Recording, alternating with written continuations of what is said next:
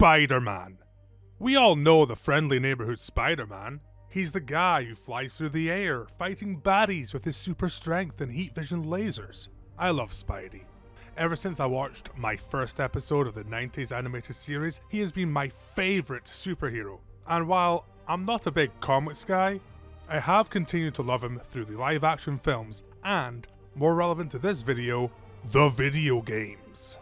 The PS1 Spider-Man game and its sequel are games I adore to death. The former was actually my introduction to the character of Venom, but for years, the Spider-Man 2 game on PS2 was my absolute favourite. Swinging through New York while a bored Tobey Maguire occasionally shared his thoughts, while the always entertaining Bruce Campbell teaches you how to play the game, it was the best of times for Spidey video games. That is, until 2018. Throughout the years, Spidey games evolved and changed, but 2018's effort from Insomniac blew them all out of the water. It is my favourite superhero video game of all time, and its sequel and PS5 launch title Miles Morales was very good too. I have platinumed both games twice on PS4 and PS5, because I simply adore this series, and I have been excited for a new Spider-Man game ever since I finished Miles Morales that first time. So, let's get ready to be greatly responsible with great power and swing into action.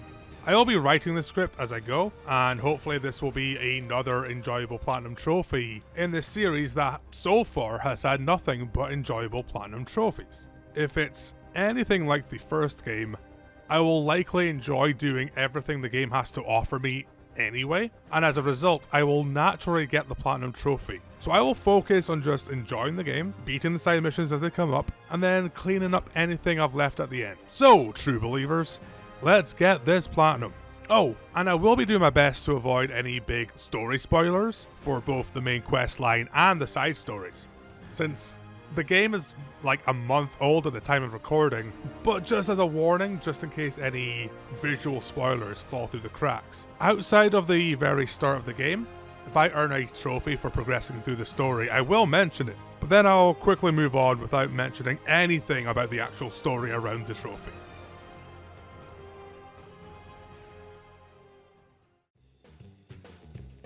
Our story begins with our two Spideys having a beach date with Mr. Flint Marko, the Sandman. He goes on a terrible rampage over New York City, a city that has already seen several terrible rampages in the last two games alone, and now they have to deal with sand getting everywhere? That is worse than anything that's happened in the previous games combined. With the combined strength and brains of Peter and Miles though, they managed to subdue him. And that earns us our first trophy, and we're officially on our way. We then get some tutorials on how the open world gameplay is going to look, and as the world opens up, we even unlock the ability to change the style of our suit. Basically, most suits have a variety of styles which can really change up how it looks, and changing the style for the first time does give us our second trophy. Now, early on in the game, there aren't too many story-related trophies, so it takes a little while for trophies to pop. That is, until I do a few side missions at Miles' school, Brooklyn Visions. Some of these were actually quite sweet and fun, like the one mission where you're helping a student ask his boyfriend to homecoming. That was sweet. And at the end, Miles got a swanky new outfit, and I finally popped the third trophy of the game. Yeah, it's perfect.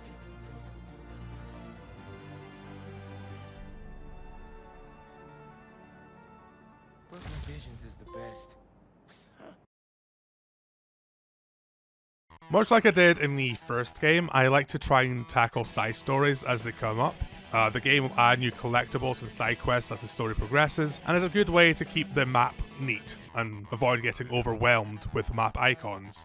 One of the first side stories revolves around our freshly caught criminal friend, the Sandman, and these crystals that were left behind during his rampage. Each one is defended by these sand minions, and before you can collect the crystals, you have to defeat them. Now, each crystal contains a fragment of Marko's mind and reveal memories which show how and why he went on the rampage from the start of the game. Not only does this help the Sandman regain himself a bit more, but it also unlocks another trophy for the collection, our first silver. Not long after that, I actually finished our second set of collectibles. The photo ops from the first game return. Last time we were taking pictures of the landmarks around the city, but this time we're taking pictures that show what New York and its people are all about. And once you take the 23rd and final picture, it's trophy time. Before calling it a night, I decided to take a look at the non-hidden trophies, just to see if there's a nice easy miscellaneous one I could knock out real quick, and this one fits the bill. Hang 10 for performing 30 air tricks in a row, without touching the ground. My tactic here was to find a place with a couple of air vents that boost me up in the air, and do a few tricks in between going back and forth. I do lose my way a little bit, but the trophy quickly popped, without much drama in the end. We're still in a dry spell of story trophies, or strophies as I like to call them. So when the next big showcase at Coney Island comes and goes without a trophy, I decided to see if there are any other easy ones to knock out in the meantime. And luckily for me there was. And all I had to do was go splat. My next trophy I get quite naturally. Being a stealth master, I naturally end up getting the slackline trophy, which is for using the new ability to create a web line to stealthily take down 25 enemies. Being a sneaky spider was never easier. One of the things I love about these games are the character moments that come with completing the side stories, like the Brooklyn Visions one from earlier, or the one attached to my next trophy, Hard Bop, for completing a couple of missions revolving around a music museum and stolen pieces for an upcoming exhibit on the history of black music. These missions might not be super high stakes like the main plot is, but that's the beauty of Spider-Man. He can face off against giant supervillains made of sand one minute and take on some petty criminals and save an important part of the community the next. No problem is too insignificant to the Spider-Man. And the reward for going through a little virtual museum of important black musicians and entertainers was genuinely really cool. Not long after that, we finally get our next story-related trophy when Spider-Pete gets a dapper new suit. Speaking of new suits, completing another one of Miles' side stories, this one revolving around Mysterio, one of my favourite Spidey villains, gives us a new suit and a silver trophy. We have to go into 10 of Quentin Beck's Mysteriums. Each one has a short but fun combat challenge, such as defeating a certain amount of enemies without getting hit, or defeating waves of enemies in a certain time. Depending on how well you do, you either get a bronze, silver, or gold reward. Luckily for this one, you don't need to get all gold to get the trophy, albeit at the cost of some extra hero tokens that luckily are not needed to obtain everything that you need hero tokens for. Meaning if you're struggling with this, you do not need to get all golds to get the platinum trophy. Sticking with Miles for a minute, throughout the city are Prowler stashes, the Prowler being Miles' Uncle Aaron's former alter ego as a Master Thief, not to be confused with the main character of Halo, that's Master Chef. And getting the last one unlocks a super useful move to use when camouflaged, as well as a trophy.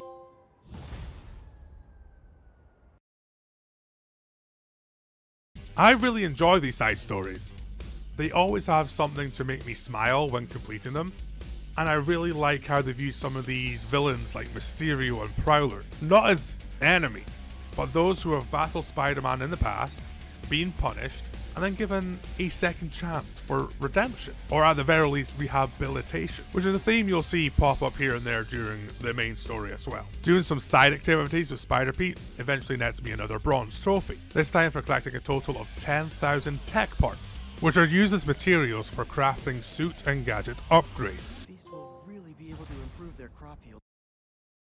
Now as I get older, I find myself getting very sentimental and very easily emotionally manipulated by media. There is a side quest where you help out our friend Howard, the man who looks after pigeons, and we often have to find them for him. I won't say what this quest entails, but it got me. I was tearing up during the mission, and then I fully cried at the end, to the point I had to take a break from the game for a few minutes. At least I got a trophy to catch my tears into. Alas, my love for these side stories does lead to a quick end to the FNSM app requests. There are only 6 of them in the game, and by doing them as soon as they popped up, it meant that this one was cleared off the list pretty quickly. I enjoyed a lot of these, the stakes are never too high, but they are nice little diversions from the main plot, and there's nothing wrong with a little levity in a Spider-Man game.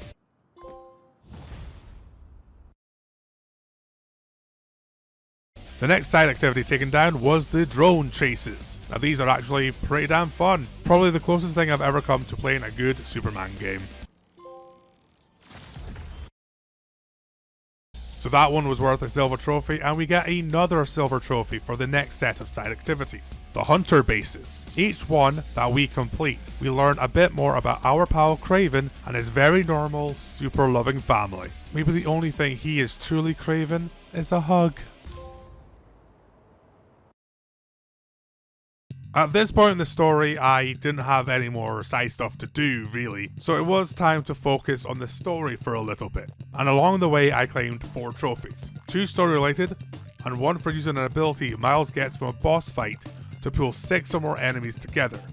Literally using the ability the second the game asked me to got me the trophy. It just goes to show that Miles is a personable fella. He's always bringing people together. Who I am? I'm the kid who's After this block of story trophies, I did manage to get enough parts to complete my collection of gadget upgrades, which is quickly followed by another story trophy, after which I go to bed for the night. Now after a short rest, I get back to it the very next day, get a quick fire 1-2 trophy blast while completing the Flame side story. I get 1 silver for completing it, and the other for defeating 100 enemies with Spider-Pete's arm abilities. The Flame story is fine. It sees us reunite with our buddy from the police, Yuri, from the first game, except she's no longer on the force and is now a vigilante called Wraith. And while I had no real connection to the cult itself, it is setting up something for either the DLC or the third game, and I must say I am pretty interested in seeing where this goes in the future, but for now, I enjoy my 2 silver trophies. And actually completing that gave me a 3rd silver trophy for getting to the max level of 60. And at this point I also have enough tech stuff to unlock my final suit upgrade. The trophies are starting to fall like dominoes. We got another collectible trophy for collecting and finishing the Spider-Bot storyline. These can be hard to locate as they are one of the few collectibles that don't pop up on the main map, but fly around the district and eventually you will see their pulse. And now it did have me thinking, I'm pretty sure I looked at it already, what the hell, more than a couple of times. But it's worth it. A lot of these spider bots are cute little robot spiders influenced by the various spider costumes and spider pals throughout Spider-Man's history. I get another story trophy, but unlike the name of this trophy, I do not quit, for I am getting closer and closer to the end. I can feel it. We get 2 more trophies during the next story section, 1 for defeating 100 enemies with Spider Morales' evolved Venom abilities. I only had something like 40 before starting this mission, so if you're running low by this point of the game, this is where you grind that out. It doesn't take long at all. I also got another combat related trophy, but it's pretty much a story trophy, so we'll not focus on that one. So after that block of story, I do finish up the last side activity I have left to do, the symbiote nests, which not only gets me the trophy for doing that, but it was also the last thing I needed to unlock the gold trophy for 100%ing every district. Though I do miss the pot for it because I was restarting the recording after getting the first trophy.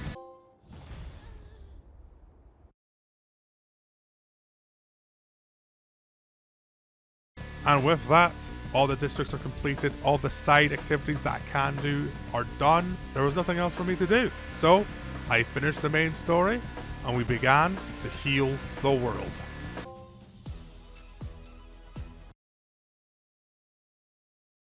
But that's not all. There are a few little things I need to take care of before getting that shiny platinum trophy. The Soar trophy was the first one I decided to tick off. That is Soar, S-O-A-R, not Soar as in ow. Mainly because I needed to go to the Astoria district anyway. This trophy is for gliding with the super fun web wings from the financial district all the way to Astoria without landing. So you find a high building near the edge of the northeast of the district. You super jump up and glide towards Astoria. You'll eventually hit a wind tunnel that leads to the river, and then another wind tunnel above the river pretty much takes you to the location. You don't even need to land to get the trophy. The trophy will pop in the air.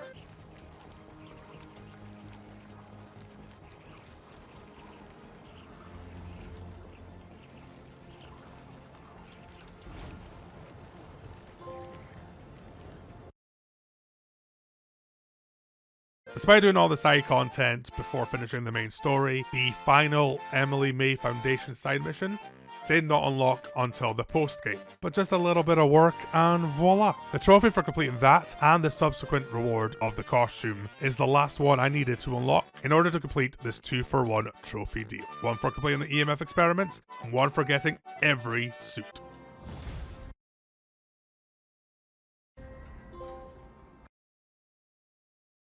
This was followed by a little trip for each Spidey to pay tribute to their fallen loved ones, visiting Aunt May's grave as Peter and finding the science prize cube that Miles won along with Finn from his game. Doing both of these gives us 2 more trophies. Now I knew where May's grave was, just based on a similar trophy from the first game, but despite playing through Miles Morales 4 times for the 2 separate platinum lists on PS4 and PS5, I completely forgot where the church was. And on top of that, I also forgot where the science trophy on the church was, which is why I waited until now. I did not look at a single guide until after I beat the main game, and the only thing I used a guide for in the end was to find this goddamn cube. Doing my best, Finn. Trying to make a city we both be proud of.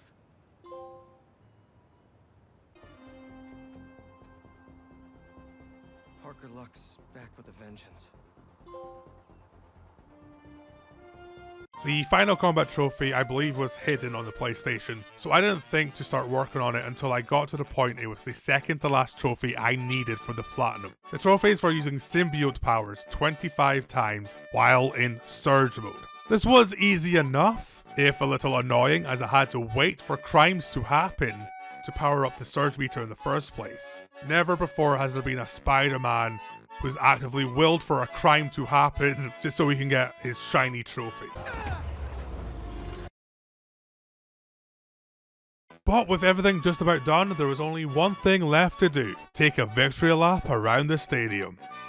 And then learn how to read, reread the trophy description, and then run the bases at the baseball stadium to complete a home run and unlock Platinum Trophy 108. And Parker does it all with the home run bunt. Never in all my years have I seen one man accomplish so much by doing so little. What a season. What a season. So that's Spider-Man 2, and that's the Platinum Trophy. This game is fantastic. I loved the first one, the second one too, but this met my very high expectations and managed to succeed them. The Platinum Trophy list is similar to the first game. There's no new game plus needed. You only need one playthrough, and a lot of it will be doing the things you'd want to be doing anyway. With the exception of the spider bots, most of the collectibles are on the map, so it's not a frustrating experience trying to find them. You don't need to look up any guides or maps to find anything. It is a very good trophy list, so if you're looking for a fun set of platinums, Spider-Man 1 and 2 are brilliant. As is Miles Morales, but those platinums do require a second playthrough in New Game Plus, so they're a little bit more annoying, but it shouldn't take you that long either. Unfortunately, it is time to stop being Spider Stew, doing whatever a spider do, and move on to the next Platinum Trophy. But this game is special, this series is special, and Insomniac are proving themselves to be the PS5 studio. Miles Morales, Ratchet & Clank, and now Spider-Man 2. That's 3 winners in a row, and I cannot wait to see what they do next. And if you got this far in the video, thank you so much for watching. Please let me know what you thought of the game. Did you platinum it? What should I platinum in the future?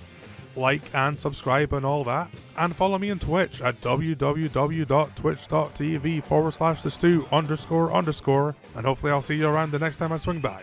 See ya.